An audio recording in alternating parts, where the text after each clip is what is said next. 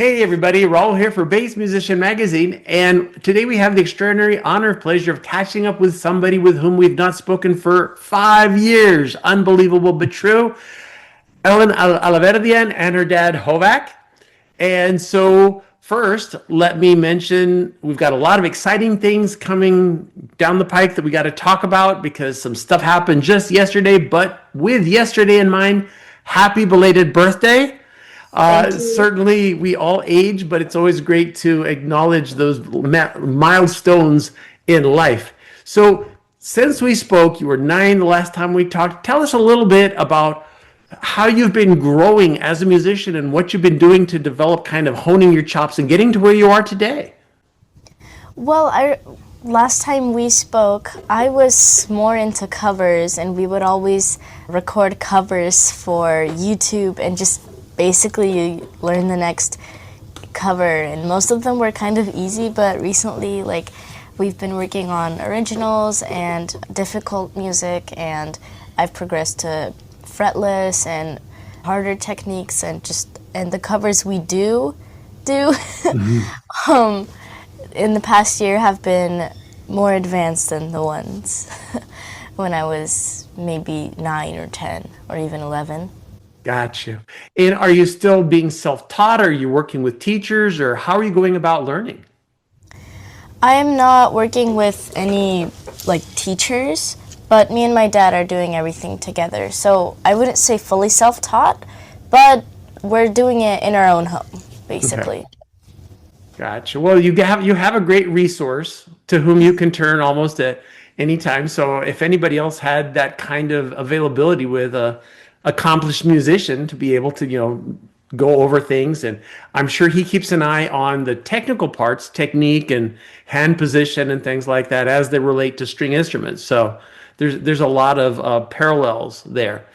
So as I also remember, I'd been watching, you've been collaborating. I saw you with the big old nasty get down. You'd done some work. You'd played with a group in New York City. You'd have School of Rock stuff. So you've been reaching out and kind of working within the community of musicians. Yeah, it's really fun to collaborate, and I think it's amazing to be able to collaborate with kids my age and just other people in general, and to be seen. And it's really fun to work with other people. Indeed, indeed. Well, and as we mentioned, working with kids your age and other people, your peers, you now have kind of a band together, none of which are your age, definitely, because I mean, with the likes of Greg Bissonette and all of these accomplished musicians, that is it Jaminai, the name of your band? Yes, Jaminai. Excellent, excellent. And just yesterday, you released your first full-length album, Take Off. Tell us a little about that. You were about to say something. I was gonna say we're not physically her age, but mentally we're all the same age. That helps. That helps. Does Yeah, that help me or downgrade you guys? I don't know. Well, yeah, we've been doing it for a year. 2 years? 2 years, and Greg was the most last minute part of it. Actually, maybe even a little more What? than Really? 2 years. Yeah, I don't Oh, remember yeah. when we posted the drummer's audition video, but it was at least 2 years Or ago. was it for Gemini? It was for Gemini. Oh, Yeah. yeah. Well, it's certainly accomplished. It's kind of, and talk about, you have how many tracks on this album? 10 tracks. Okay.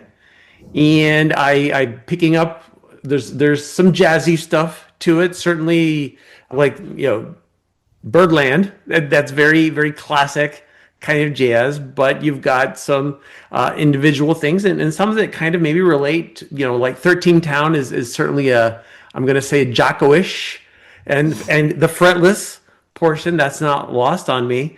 But like Always With You is probably relating more to your relationship as the two of you together. So there's a lot of interesting bits in the inspiration that you have on these tunes. Yeah, there's a mix of jazz fusion, funk, and rock, kind of. There's just a mix of genres. Gotcha. Yeah, it kind of combines all of the work that we've done during the last few years. Some of them are maybe like 4 years old. Yeah. Yeah, like the Some of them Summer are Jam really or old. the Don't Stop the Music. Hmm. We released those as originals, but not as Jaminai. So those were just originals that we came up with, like during Ellen's journey, and we decided to include those because it's part of the journey and part of our, Those mu- are also really outdated by genre as well I wouldn't say outdated. from It's the just, rest. maybe it's not completely jazz fusion, just like the new stuff. But I mean, it's still our music, so Indeed. it's not too different. Well, and as for those of us that have been around for some time, like myself, we see the evolution in music, and there is, I'm going to say, a timelessness to some of the greater pieces. So when you've got something like Birdland, yeah, that goes back, but anybody that has any listened to jazz at any particular point, you go, okay, yeah, I can live in this space right now. So it's got a lot of very interesting elements. And in addition to that, because I know you do spend obviously a lot of time in music, but your cover art, you're an accomplished artist as well. So you've done your own self-portrait as a cover. Tell us a little bit about that parallel. Well, I was determined to be the one to make the cover art, and we wanted it to be art instead of a photograph. So I did like a few variations on Procreate with like an Apple Pencil and an iPad, and I thought of one of them. If I'm gonna be honest, I don't really remember the thought process, but I thought of that idea and I decided to draw it on the iPad digitally, and the texture I made it with like brushes and pens on Procreate, and we just thought it looked cool. And I actually did the colors behind in the background as a last minute thing just so I could show the portrait part, but then we ended up sticking with it because the colors look really nice together. Indeed, indeed. And to boot, if people get it in vinyl, it's orange vinyl. So that's something you don't see every day. Yeah, Yeah, it's it's orange for this first pressing, which is limited to 1,000 copies. Okay. So after that, I don't know what color it's gonna be, but I'm guessing black. maybe black. Yeah. Like go back to regular black. Nice, nice. Well, again, it's very exciting, and I'd say when most of us, if I look back at anything I might have drawn when I was 14, it's a crumpled up paper stashed in a folder somewhere. So this is certainly a step way above that. So now that the album's been released, what plans do you have in the works? What are you guys working on? Obviously, focusing on getting this out there. We're still focusing on the first concert we're thinking of giving, like show. I wouldn't say concert, but we're focusing on live performances right now. And then after we see how it goes for the first few live performances, like if everything goes well, we're thinking about touring in the future. Nice, nice. And I would be remiss if I also didn't ask about how you're getting your sound. I know you've got some choices in gear that you're being, certainly giving you that iconic sonic element. Tell us a little bit about your gear. See, this is That's why I sit you down here. okay.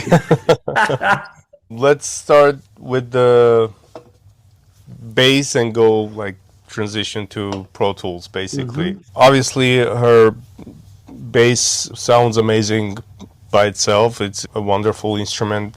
My own is Komodos custom bass with active preamps. Both Komodos basses have active preamps, different pickup configurations, but they both sound amazing just by itself, and so that helps a lot with the strings. We use DR strings. Most of the time it's the pure blues and the high beams on both instruments, and after that, so I basically record the bass as clean as possible when we, track the bass. And 99.9% of the time it's just a clean DI. which I use Avedis Audio. I think it's MD7. Yes, it's MD7. It's a preamp which has a DI input. It's a 500 series preamp. It's one of my favorites. I have the MA5 again from Avedis Audio, another great preamp. So I use that preamp, the DI section of that preamp, to record the bass, and I run it through the Teletronics LA2A just to give it a little bit of compression, maybe like 2-3 dBs of compression, and that's pretty much it. The whole like the chain of gear during the recording. And then if I need to maybe add some amp or distortion or anything, I would output the signal from the same preamp because it has a Send. yeah, it has a send port. Basically, it's a quarter-inch jack port. So I reamp it.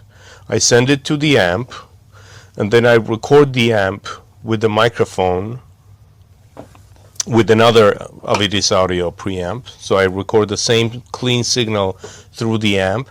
And if I need to add distortion, most of the time it's going to be the Tech 21 Geddy Lee pedal as a distortion or overdrive, bass overdrive. It gives a little bit of that grit without losing the low end. That's what I like about that pedal. And that's pretty much it. I record with most of the time with RE20 microphone, but now lately I was using the FET47, Neumann FET47, and that's pretty much it. Nice, nice. Now, if you go live, are you contemplating taking your Mark Bass amps out, or you think you're just going to use that kind of setup and go straight to back of house? For live setup, we're going to have the Mark Bass amps, obviously, because she's endorsing Mark Bass.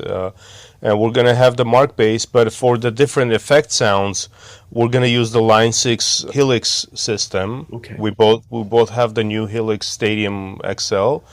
And we also, Ellen and I, we both endorse Line 6.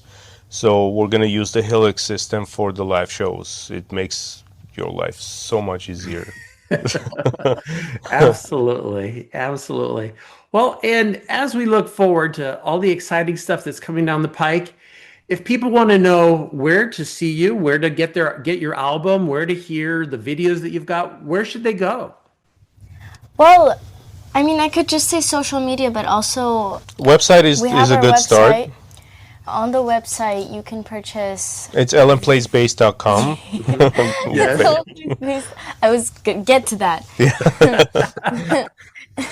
You can purchase vinyl, limited edition, like cassette bundle thing, CD, and audio. Right? So audio is like immediately. You can listen to it immediately, but the rest is pre-order. Yeah, it's 24-bit, 48 kilohertz, high resolution audio for audiophiles who likes to listen, in good systems Who wants and it stuff. immediately. Yeah, and who wants to listen to the album right away. There you go. So that option is also there. Nice. And then on social media, pretty much at Ellen Plays Bass. It looks like across the platforms, you've kind of got that standardized. So Facebook, Instagram, YouTube, you name it, Ellen Plays Bass. Excellent. And are you working on any with your artistic talents? You got any merch coming down the pike? Because I could see people wanting to sport some Ellen Plays Bass kind of gear. No, we have some new merch for the album. Okay. We have new merch for the album, but T-shirt, maybe hoodie, and a few accessories. But no. yeah, we have new merch for the new album and the new band. Okay. I think we've got that squared away, so no worries there. But anyway, congratulations on this first release. Take off, folks. You know where to find it. ellenplaysbass.com or on social media and all this stuff. We wish you much continued success and look forward to talking again. Hopefully not in another 5 years. We should maybe do this a little more frequently. So, folks, you've seen her here on Bass Musician Magazine, Ellen Alaverdyan and her dad, Hovak. Yay! Thanks for having us. Thank you for having us.